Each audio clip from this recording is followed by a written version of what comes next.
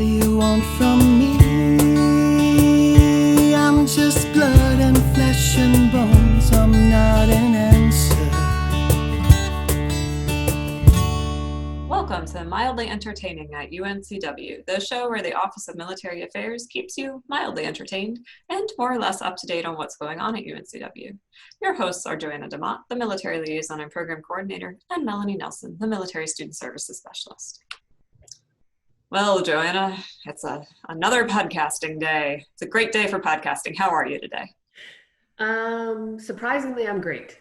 I'm great today. It's a lovely sunny day. I love fall, and it's at summer, you're gone, fall is here, and it makes me very happy. How are you, Melanie?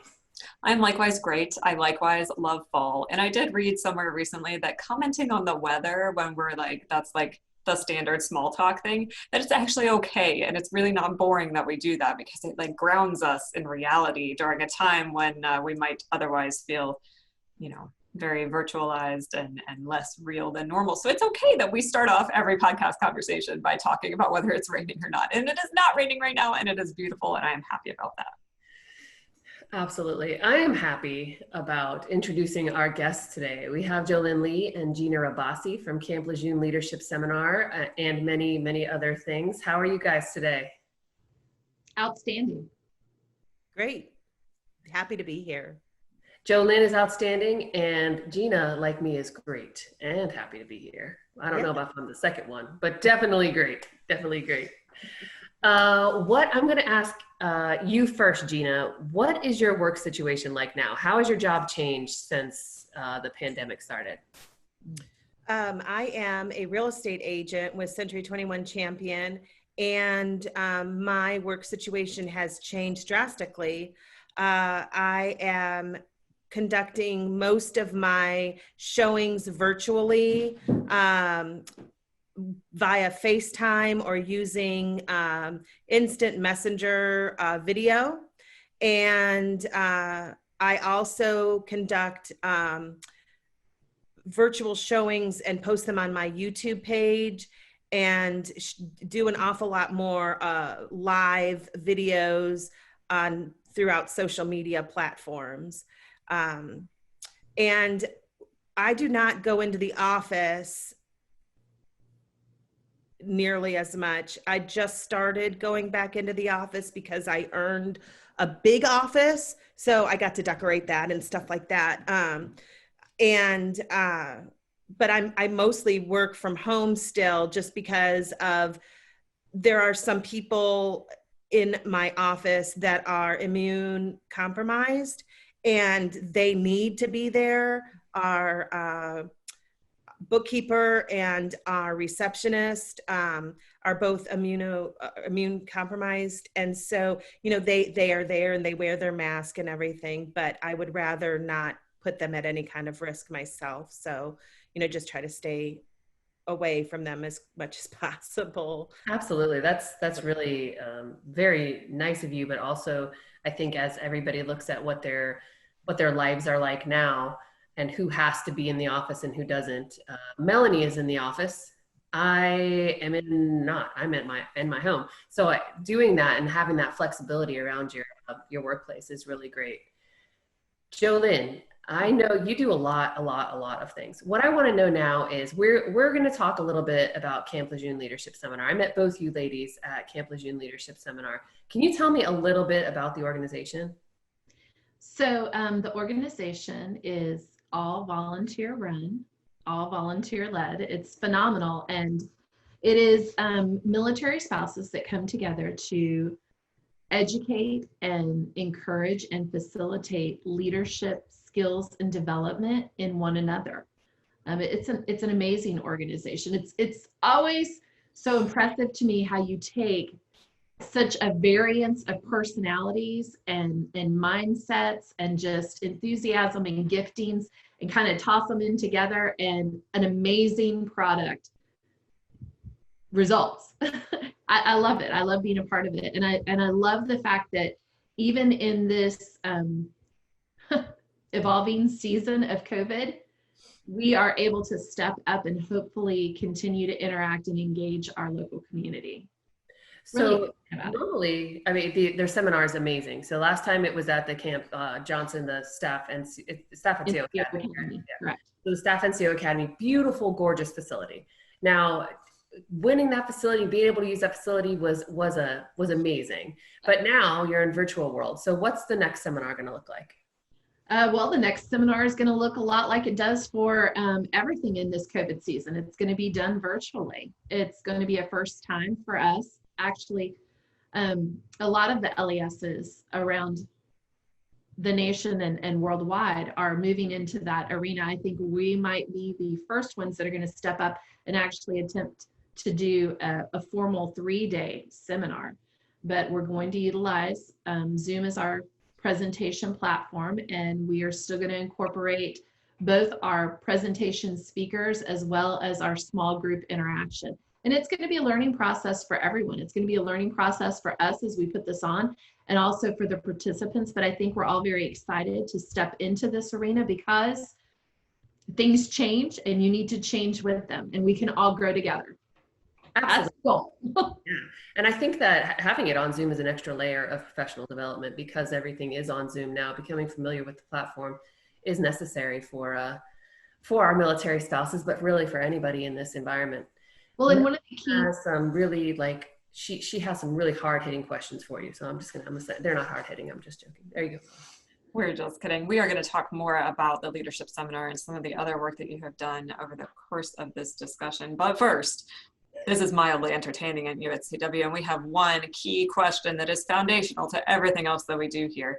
And that is, what are you snacking on these days? And has your snacking evolved along with the evolving times? Has it changed? Were you a big snacker and now you're like doing a health kick? Were you not a very big snacker and now you're like finding new snacks all the time? Did you subscribe to Snack Crate the way Joanna did earlier in the pandemic? We need to know.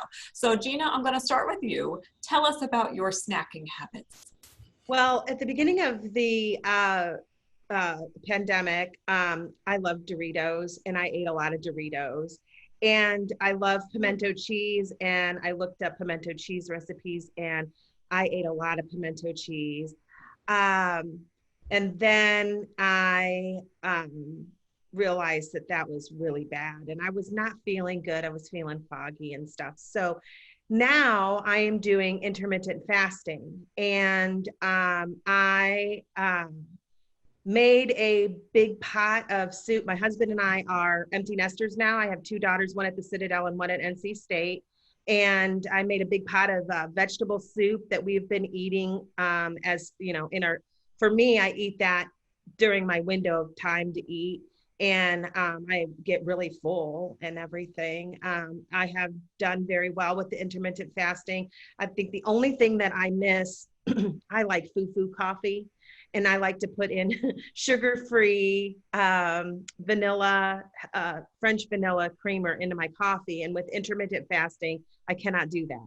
And I really don't like black coffee because I don't have good coffee right now. And I'm working through that.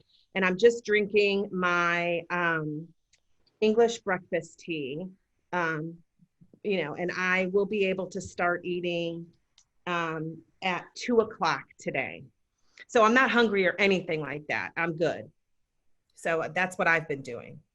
So you don't really have a need to snack because the way you're eating following the intermittent fasting program means that you're going to get full, and like snacking is really something we do when we're bored or when we're anxious or when, we just didn't eat a good enough meal to begin with. You're not the first person to talk about pimento cheese at the beginning of the pandemic. We did another interview where someone was, but I don't think he was making his own. So that if you're putting the extra effort to make your own snack, then it's slightly healthier, right? I feel like the intentionality there makes it count a little more.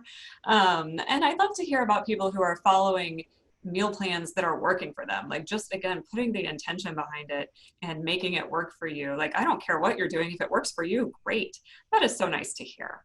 Okay. So you have had a shift in your snacking habits over the pandemic. Jolynn, I'm going to talk to you now. What is your snacking life like? Horrible. We stepped into the pandemic and also expanded our household simultaneously. So we took in my 93-year-old grandmother full time. She has Alzheimer's and could no longer live on her own. And then we also, we have 3 adult children, and we still had a 12-year-old in the home, but we also took in a 10-year-old. So we expanded our family and then became quarantined. And because of my grandmother, you know, we're extremely conscientious about our exposure. So we have really been self-contained. So my snacking has been horrible.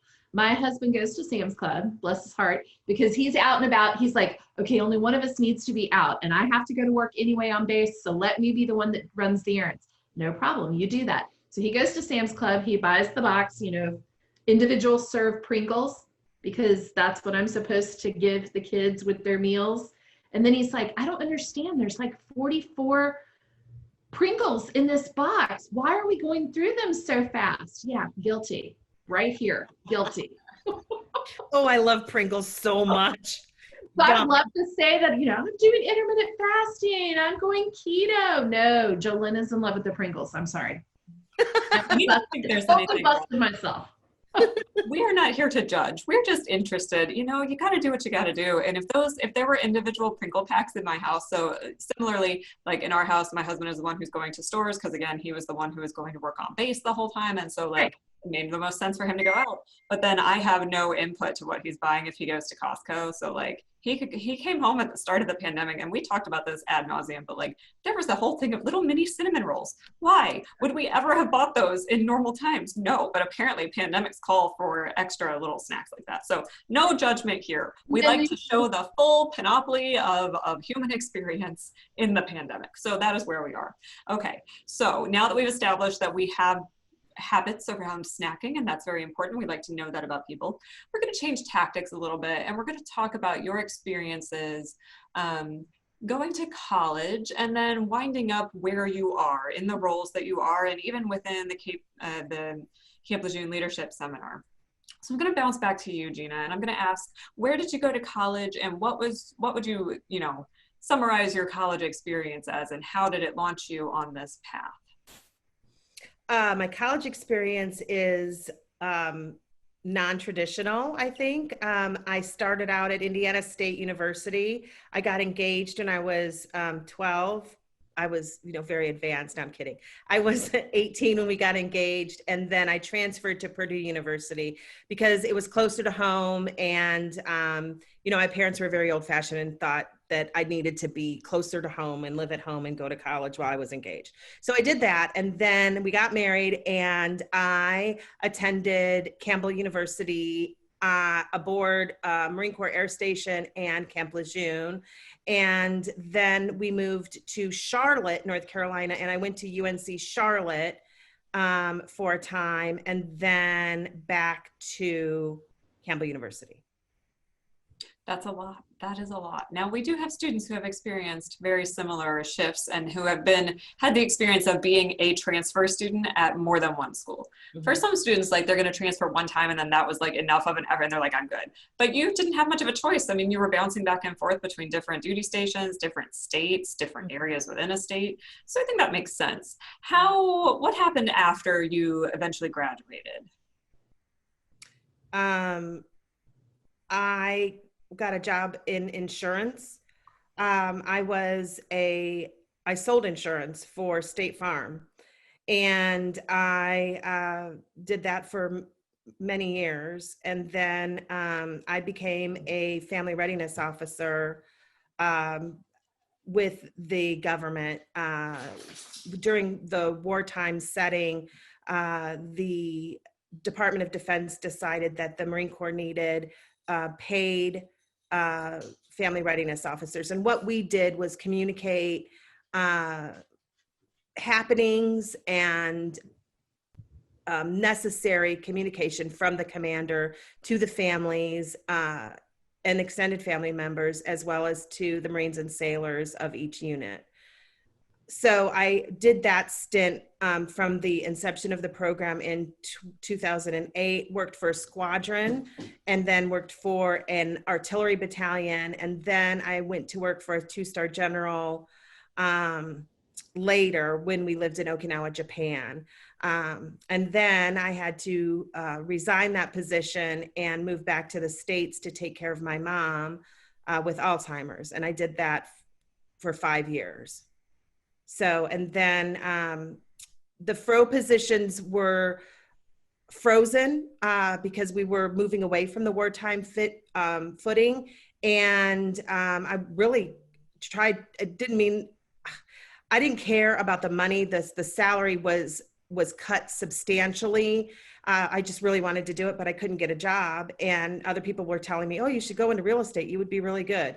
And so I just did that while still simultaneously applying for other family readiness officer jobs. And, I felt like God was talking to me, quite frankly, and opened the path for me to become a real estate agent. And I've done very, very, very well. And I've been very, very, very blessed. And I am very, very, very grateful, because I certainly didn't see that path for myself, but I do love it immensely. And my husband is a retired Marine, and we live here near the base at Camp Lejeune.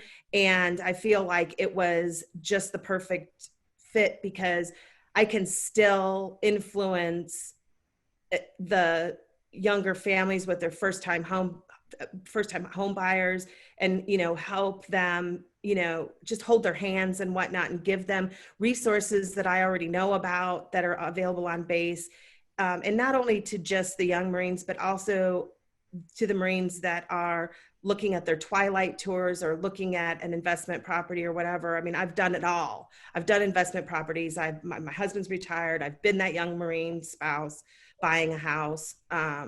So, I think that has served me very well. And I just, I love the military community and all that it stands for. It's a part of my personality, because I was married so young to a Marine. Yeah, you made that commitment really early, and you've found a way to maintain it through all these different permutations, right? And so probably when you were, transferring from school to school, trying to find a degree, like you said, real estate was maybe not on the top of your list. But also, if you had gone directly into real estate right out of college, you wouldn't have had the experience that you had so many years later, after working in insurance and then working as a family readiness officer and meeting that need, and then finding a way to the need never goes away, right? We know that our military community still needs that kind of social services support, really. And so finding a new avenue for that, while also like building your brand as a real estate agent, that is a really cool story. So thank you for sharing that. I'm glad that you're in the area. And by the way, like, who better to know the area in terms of real estate than somebody like you, who's been in and out of the area so many times over the years, right? Yes, since 1991, yes. I first left the area as a dependent in 1991. So there you have it. So I'm sure there's some other elements of your story that Joanna might pluck from your narrative in a little bit here. But first, Jolynn, tell us about your experience with college. So I started college as a 17-year-old freshman at Louisiana State University after my freshman year, right after I turned 18, married my husband, married the Marine Corps. So I started college in 88, right? I graduated in 1998, 10 years later, 13 universities later, right? That's crazy, because we just moved around so much. And let me say this. I also had 3 children, 91, 93, 95. So that impacted attending school. Graduated when I started Louisiana State, my intent was pre-law. When I married the Marine Corps a year later, I knew that was not a feasible career, because I recognized that we would be in transition. So depending on where we were stationed and what that university offered, just kind of depended on what my major was in. I stayed in the education realm. So I ended up graduating, being eligible to teach K through 12 and also special education. So I started out in Onslow County as a lateral entry teacher, teaching special education. I did that for 10 years. And then we had a bonus deployment baby. So I ended up staying home again. Simultaneously, we had a particularly difficult deployment and ended up with PTSD issues from a couple of different avenues. So I opted to go back to school to get a graduate degree in counseling because I wanted to be well versed in trauma. I wanted to know the ins and outs. I was a teacher, so of course I go back to the books when I want to learn in depth about something. And so I thought that I was going to go into private counseling and be, a licensed professional counselor, but my husband was still in transition. He retired after 30 years, so we're still in transition, and securing that license becomes problematic when you're jumping from state to state. And so I ended up becoming a full-time volunteer. That's what my husband said. He's like, you're a full-time volunteer. The awesome thing is, I use that education in ways that I never saw. We facilitate reboot combat recovery here at Camp Lejeune. It's a PTSD recovery course that's open to all active duty personnel, veterans, first responders, and their spouses. I'm thankful to have the educational background that I do to support that course, because even though it's not formal counseling, there are so many components that overlap that it proves to be beneficial.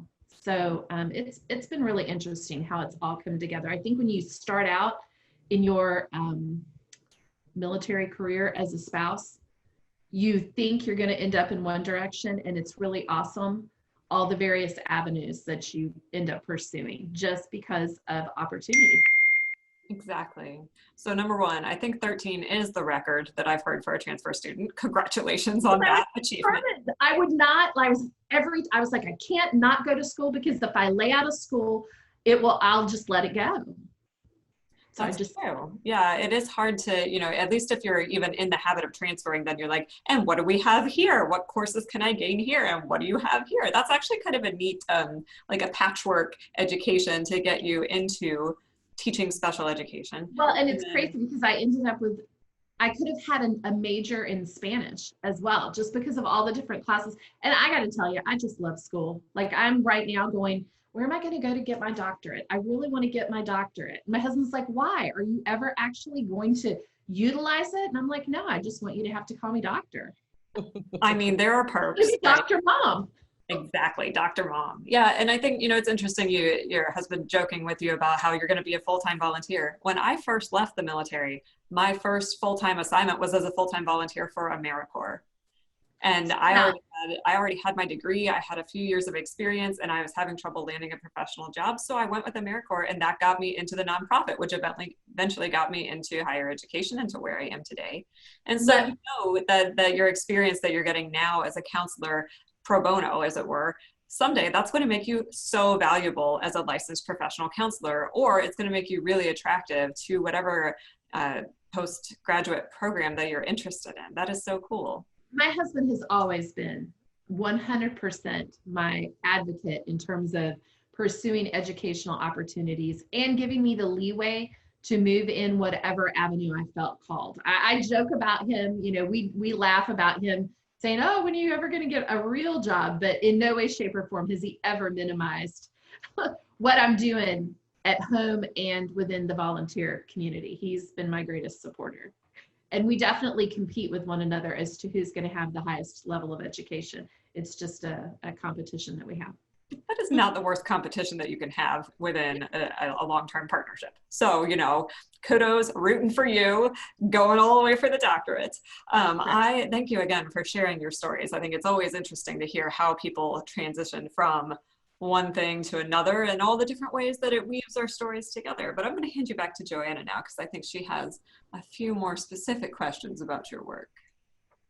Yeah, I mean, what's wonderful about your stories is that any military spouse who's listening, whether they, just got married yesterday or have been married for 20 years, they're going to have something. That's when we meet each other. There's always something that we can, find that, oh yeah, I went to a bunch of schools too, or yeah, I was a FRO too, a 2-star, those type of things. Like, we can always find something. And that's why I like Camp Lejeune Leadership Seminar, is that it seems to have a really good demographic of both newer and more seasoned spouses.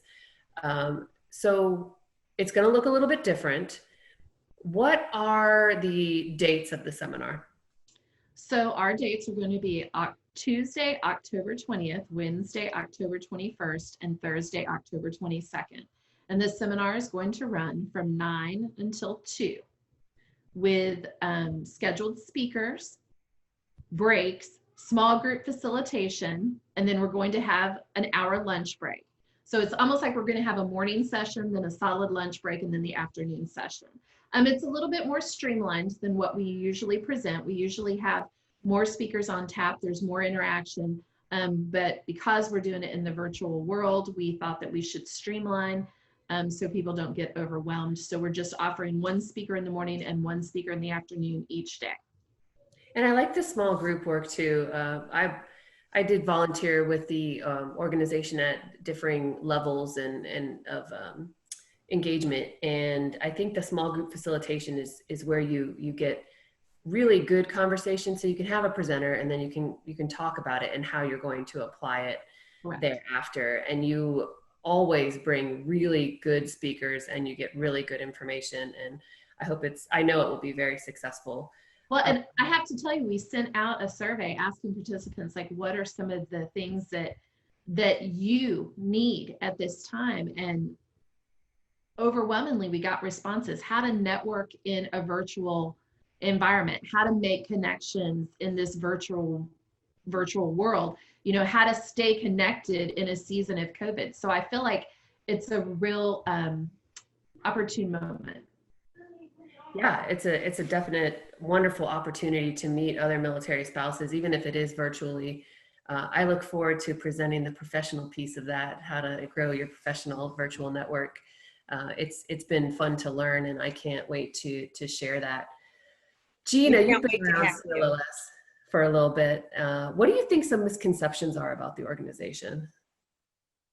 Are you asking me? I'm sorry. Yeah, I was talking over you. That's all right. I have a tendency to interrupt all the time. I think it was Margaret Thatcher who said, interrupt, interrupt, interrupt. So sorry about that. But anyway, what do I think are some misconceptions about Camp Lejeune Leadership Seminar? Or why do you think, if somebody's looking at it, what do you think if they're like, this isn't for me? What do you think would be the reasoning behind that? Or maybe some just misconceptions about the organization, if there are any?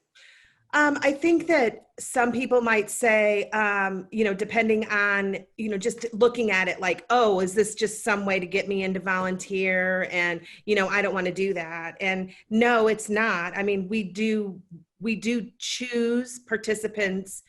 We ask them, please come back and volunteer. And then, we invite them all to come back and volunteer, of course. And then we, call people individually to come back to volunteer. But I think that some misconceptions from maybe some new spouses are, oh, I'm not going to fit in. There's no one there like me. And there are people there attending that are like them. And there are seasoned spouses who were those new spouses and understand those shoes and the walk implicitly. And that's probably one of the biggest misconceptions. Also, I think that some people think that this is just about learning how to be a better volunteer or whatever. And no, it's not. I mean, it is. We do cover things to reach a wide variety of participants in whatever path they're on currently in their life, whether it is they are going to college and they haven't started their family yet. What are some leadership qualities that you need to start implementing in your life as a student? And then there are some for the moms who are having their babies and staying at home right now. There are some leadership tools that you can use as a mother and things that you can do now to start making your resume, keeping it as a moving organic piece, as you're raising your children. And then there are some who are just about to finish college or have finished college and they're going, oh my goodness, where am I going to get a job? How am I going to get a job with my husband moving around all the time? What best fits, et cetera, et cetera. And then there are speakers to that. And there are also other volunteers within the organization that will take them under their wing and help them network with other people and get them on the professional platforms such as LinkedIn, et cetera, to help them, catapult their themselves and to the next level in their career. And I think that is absolutely with it's my opinion that this newer generation is more of a partnership. Not that I'm not a partner with my husband. I've been married for 30 years in January. I don't mean that, but I mean, we have a more traditional role than say some millennials do and whatnot. They're truly partners where they're like truly working hand in hand. And, you're just seeing that more and more. And it's very important to these young ladies that they have their own voice, that they're not, we married the Marine Corps and we're put on the back burner for our Marine husbands all the time because they have to work late and they have to deploy and they have to do maneuvers, et cetera, et cetera. But what about me? And that was my big song when we were first married, that song by Toby Keith, What About Me? What About I? What About Number One? I was so sick and tired of talking about the Marine Corps all the time. I wanted to have something for myself. And, going out to lunch with other ladies, well, it was fun. It just wasn't cutting it for me. So, and I think that the new generation, they want something for themselves. They want to have a meaningful identity separate from their husbands, not just I am, Mrs. Ribassi married to Lieutenant Ribassi or married to Corporal Ribassi or whatever, their husband's rank is. So, and Camp Lejeune Leadership Seminar hits all those wickets for everyone on every path. And we do a great job of it. Yes, you absolutely do. You do. I love that generational piece. Jolynn, did you have something to add there? I would just really like to say one of the misconceptions that I think people sometimes have is that there's not going to be a place at the table for them. And I would really like to speak into that because there is a place within the Camp Lejeune Leadership Seminar environment for everyone. Our last live seminar in fall of 2019, we actually had an active duty service member come through. He was a single parent and he wanted to cultivate leadership skills both within the Marine Corps environment, in his family life, and then beyond. And so it was just really awesome to have him within our community because he brought so much to the table and just provided a different outlook and a different perspective. And we appreciate that. Yeah, absolutely. The demographics are pretty on point with what the demographics are for the area and for the Corps, and that is appreciated. I am so excited you guys could come on and join us today. I know that the registration link will be up soon, and when that is, we'll make sure to get that out on social. It's posted today. Okay. It went live today. Okay, great. So, and it's just cllslejeune.com. So if you want to go register, military spouse in the area, Camp Lejeune, Cherry Point, Marine Corps Air Station, New River, go on there and check it out and register, and you could hear me talk some more. But there's also some really, really amazing, wonderful topics, personality assessments, leadership skills that you can gain. Thank you so much, ladies. Thank you very much for having us. Thank you for having us. Thank you. Yeah, it's been really wonderful to talk to you and to hear your passion for the work you do, whether it's your paid work or your volunteer work. We're excited to be able to share your story with our listeners, all 12 and a half of them. But anyway, thank you so much for coming on the show today. This has been an episode of Mildly Entertaining at UNCW, and we will see you on the internet. Thank you for listening to Mildly Entertaining. Our intro music comes from the band Blue Turnip and their song, What Do You Want From Me? You can find their EP, Songs from the Root Cellar, on Bandcamp, iTunes, Amazon, and Spotify. For more information, you can go to blueturnipmusic.com.